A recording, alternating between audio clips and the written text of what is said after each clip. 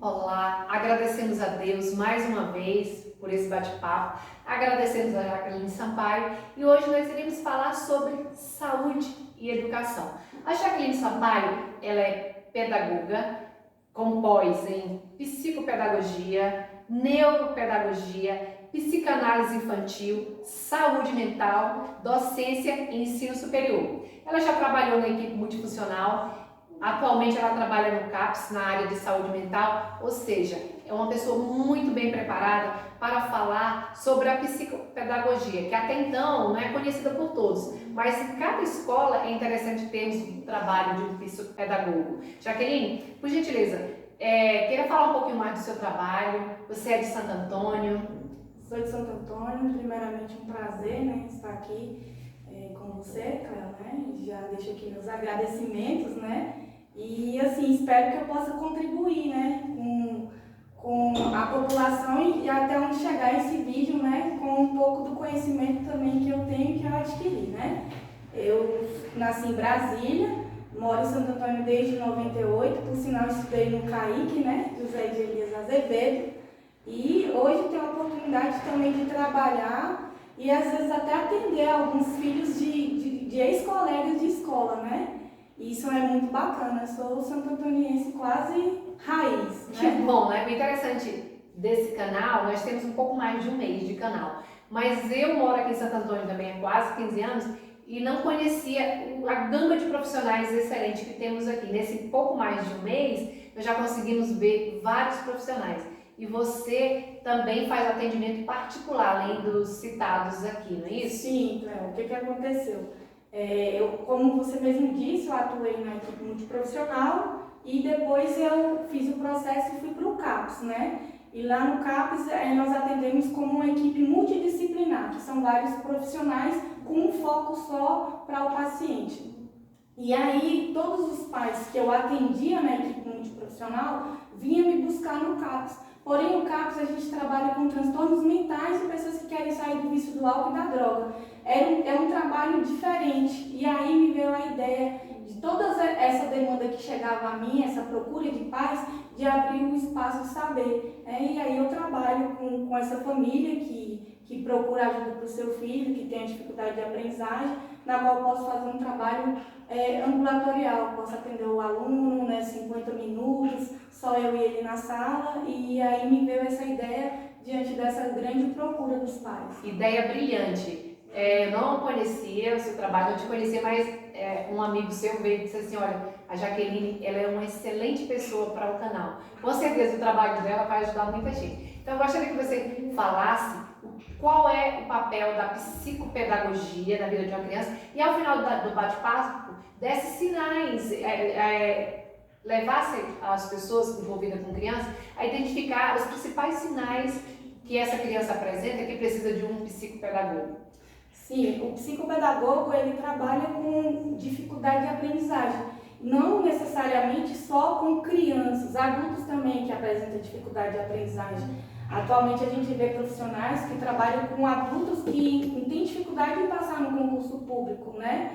E eu me interessei muito por essa área porque o meu filho foi encaminhado quando criança, né, bem pequeno, hoje ele já tem 15 anos, para a equipe multiprofissional. E quando chegou lá, eu como mãe que fui levá-lo, ele entrou, né, com a psicopedagoga, que foi fazer, né, a avaliação, mas ele não soube me contar o que é que aconteceu lá dentro. Então me despertou uma curiosidade. Você ficou intrigada, Fiquei né? intrigada e falei, filho, conta pra mamãe o que aconteceu, como que foi.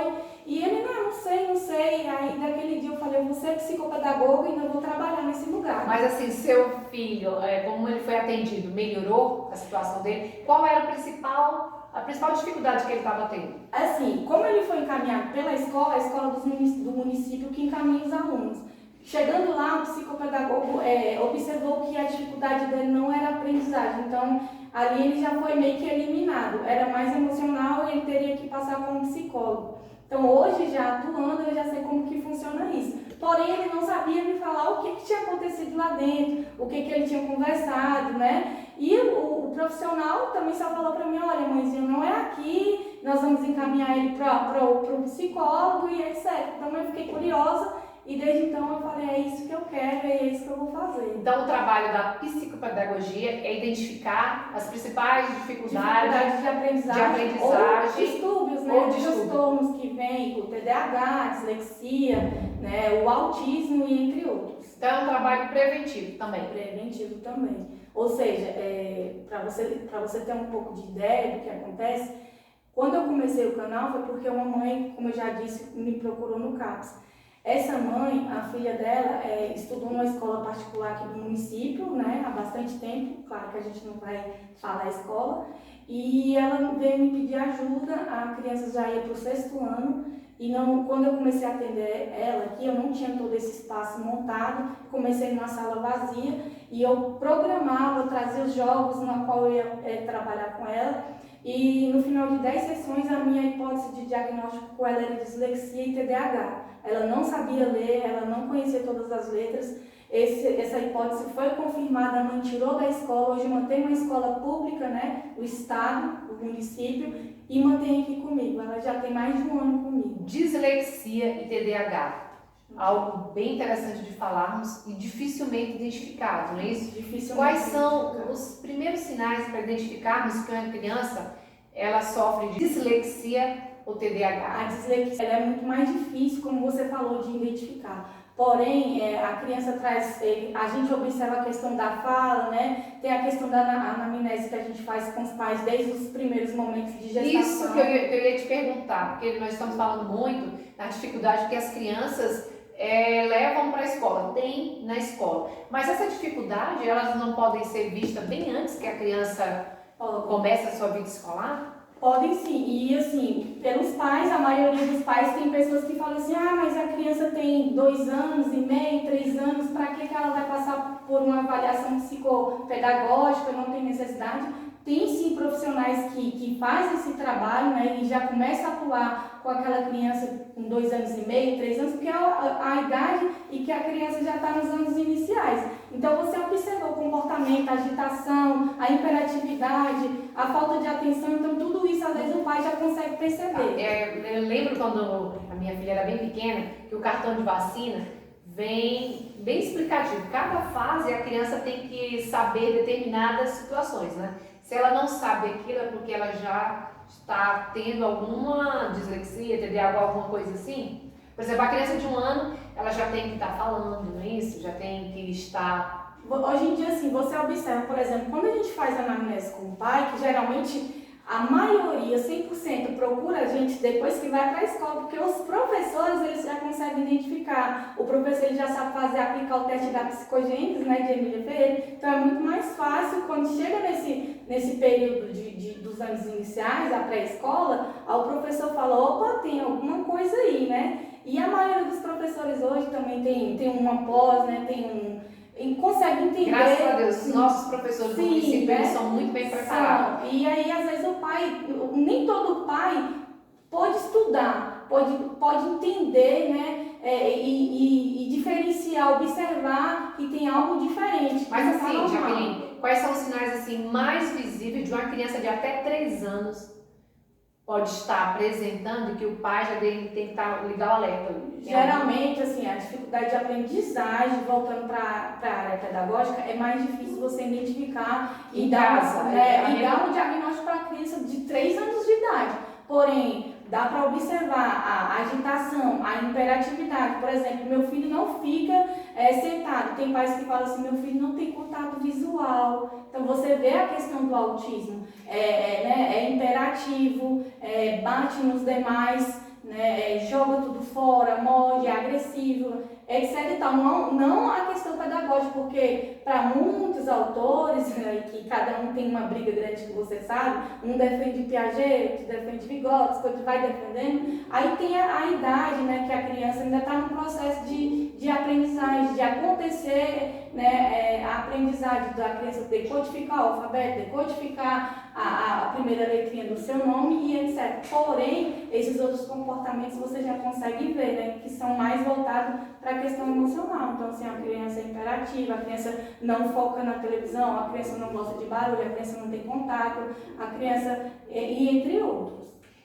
Por exemplo, você fala muito de dislexia e TDAH, né? Que são situações que, infelizmente, a gente só consegue descobrir mais quando a criança vai para a escola, tem contato com outras crianças. O autismo, acho que deve ser bem mais fácil de identificar nos primeiros meses da criança, dá para identificar o autismo, não é isso ou eu estou enganada? Eu acredito que, assim, pela experiência que eu tenho no município, a maioria são identificados mesmo depois que passam para a escola, né?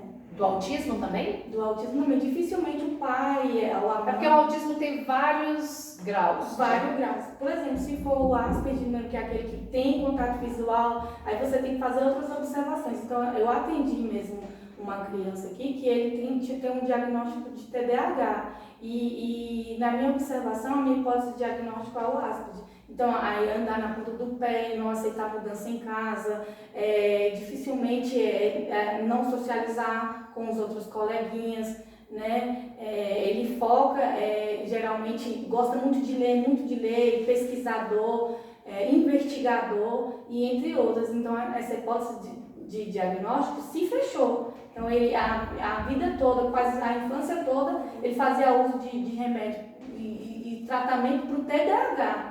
E houve essa alteração. Geralmente também o autista tem a comorbidade ou com TDAH, ou com a dificuldade de UDI, ou com a dislexia. Raramente é só o autismo.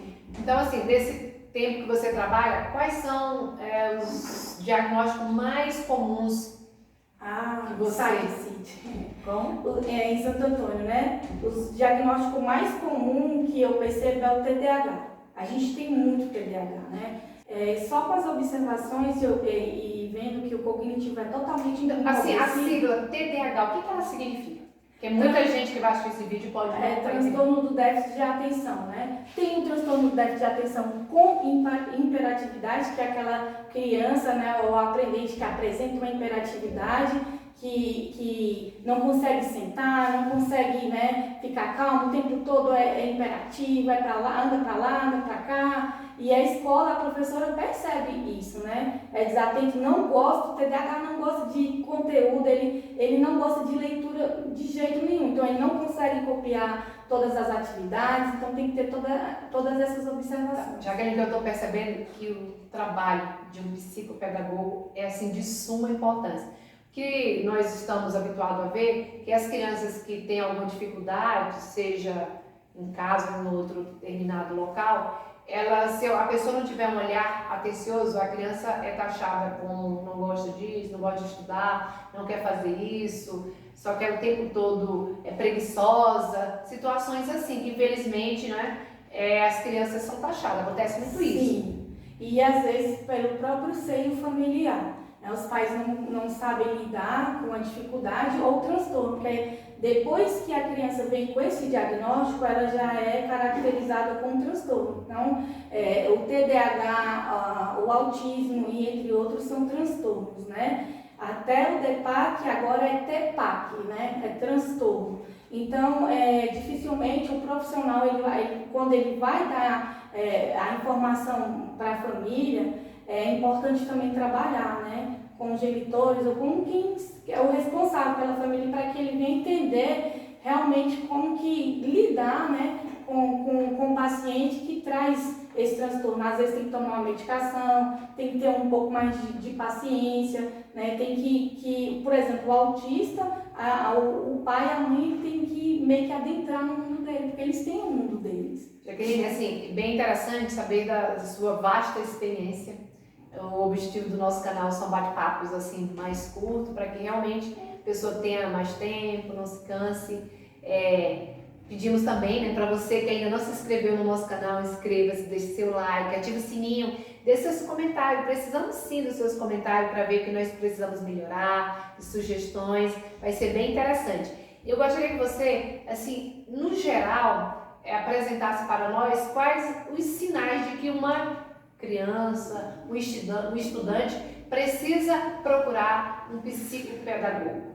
O primeiro sinal é o professor, né, claro, aplicar o teste da psicogênese, observar, né, a questão da idade cronológica, né, para o cognitivo. esse aluno de 9, 10 anos não era para saber... Ou seja, a idade cronológica ela tem que estar no mesmo nível que a idade... Sim, do cognitivo. Se não tiver, aí sim. Isso nós iremos saber aplicando o teste da psicogênese. Sim. E o segundo? O segundo momento, assim, o aluno, ele realizou a escrita, ele consegue ler, ele conhece as letras do alfabeto, ele está fazendo isso ou ele está, né, ficando de cabisbaixo, ele não realiza as atividades, né, apresenta-se tímido, porque às vezes só chama a atenção do professor, do pai, da mãe, aquele que é bastante imperativo. O professor nunca vai olhar para um aluno assim, que ele está no cantinho. Tá. Então assim, também o aluno que é muito quieto também pode estar precisando de ajuda, não é isso? Então assim, atentarmos para essas questões. Se é muito imperativo, se é muito quieto, com certeza pode estar vendo. Isso aí seria o segundo sinal. Sim, e o terceiro? Segundo sinal. Terceiro sinal é assim, em casa o pai tá auxiliando a criança, né? Sempre observo isso, o pai está auxiliando a criança e aí o pai vê que a criança ele não consegue realizar as atividades, né? Que passa e às vezes até não consegue chegar para o profissional ou para a escola e também fala, olha, está acontecendo isso com o meu filho, eu percebi que ele não consegue realizar tais atividades, até porque os anos iniciais as crianças são mais copistas, então ela está copiando, transcrevendo o que o professor colocou no quadro. Realmente é difícil o professor fazer uma observação geral e observar qual é a fase que cada criança... Então o pai tem que estar atento às atividades que o filho traz. Então hoje, comigo aqui, uma boa estimulação para a criança, trabalhando mesmo diante da dificuldade de aprendizagem dela, você consegue fazer com que ela tenha uma evolução significativa satisfatória, bacana. Então hoje ela me traz, olha, ela consegue interagir, ela já consegue ler, não ler muito bem, mas ela já lê silabando, porque o dislexia ele faz muita troca do P por T, né? Por quê? Então a gente volta lá, então tem todo esse estímulo que a gente tem que fazer. O quarto sinal. O quarto sinal é observar o nível que a criança se encontra. Piaget, ele sempre fala isso. Nós psicopedagogos, nós fazemos um teste com a criança, que é o teste pré-operatório, para a gente saber se é pré-operatório, que também ele é um teste que a gente observa a questão cronológica da questão cognitiva. Então, tem uma criança de 8, 9 anos, a gente sabe que aquela criança, ela tem que estar no nível, por exemplo, pré-operatório, operatório motor, e entre outros, que esse teste, ele dá a idade da criança. Então, eu tenho uma criança de 12 anos, que ele não consegue assimilar, que ele não consegue saber quais os dias da semana, mês que a gente está, ano que a gente está, dia do seu aniversário, endereço, telefone dos seus pais, porque todo mundo já sabe. Qual é o seu endereço? Ah, meu endereço é tal. Então você já sabe que ele tem um cognitivo empobrecido, alguma coisa ali está acontecendo. Então é bacana também os pais e os professores observarem isso. Então, sempre que eu atendo uma criança, eu sempre pergunto, que dia é hoje? Principalmente o TDAH. Qual o seu nome? Qual a sua idade? Consegue escrever seu nome todo? O quinto sinal. O quinto sinal, verificar o desempenho das provas e atividades. Porque a escola, ela faz, né, os testes, as provas para os alunos. E geralmente o aluno é aquilo que eu falei, ele fica lá na sala de aula, parece que está bacana, parece que está entendendo tudo, e aluno é aluno, né? Joga uma mentirinha lá, professor, está entendendo? Estou entendendo. Compreender alguma dúvida? Nada, porque a gente tem vergonha, não tem outras pessoas lá, então tem tudo isso. Então, no momento que o professor ele vai aplicar os testes e provas, que é para saber, né, que até nos anos iniciais, os testes e provas, eles não valem nem para aprovação, mas ele é para observar o nível que a criança, se aconteceu mesmo no processo de ensino e aprendizagem, se ele decodificou as informações, se ele conseguiu aprender mesmo o que o professor quis passar. Então, você ali observou que não teve uma evolução significativa, satisfatória, então é algo também que dá para chamar atenção e para falar, opa, tem algo aí. Bom, então o que nós podemos perceber que o primeiro olhar tem que ser da família, não é isso? Esse olhar que vai desde os primeiros meses da criança, primeiros anos de vida, e aí depois vai para quando a criança começa a estudar. O papel do psicopedagogo, podemos perceber aqui, que é de suma importância para que as nossas crianças vivenciem realmente cada fase da sua vida com êxito. Agradeço mais uma vez a Deus, agradeço ao meu esposo que também ajuda muito nesse canal. Agradeço a Jaqueline, você pode fazer suas considerações finais. Eu que agradeço a você pelo convite, né? Estamos aí para falar sempre que assim você nos convidar, né? Eu quero deixar claro aqui, Cléo, também, quando você falou a importância do psicopedagogo, eu observo, e já aconteceu aqui comigo, de pais que às vezes procuram diretamente o neuro ou qualquer outro profissional, né? Quando o aluno, o aprendente, que apresenta essa demanda, ela passa como psicopedagogo, ali ela vai retornar com a devolutiva. E essa devolutiva, principalmente a minha, ela vai fazendo observações dos aspectos pedagógicos, cognitivos e socioafetivos. Então, é uma hipótese de diagnóstico com embasamento, foi realizado um estudo. Então, às vezes, o pai vai e volta, porque às vezes não fez. Primeiro teria que passar pelo psicopedagogo, aí daí e para outros profissionais. Sim. Que bom então. Importância. Obrigada. E aí, muito obrigada, né? Eu que agradeço pelo convite, espero que eu tenha contribuído. Com certeza, um bate-papo muito interessante. Bacana, e estamos aí, né?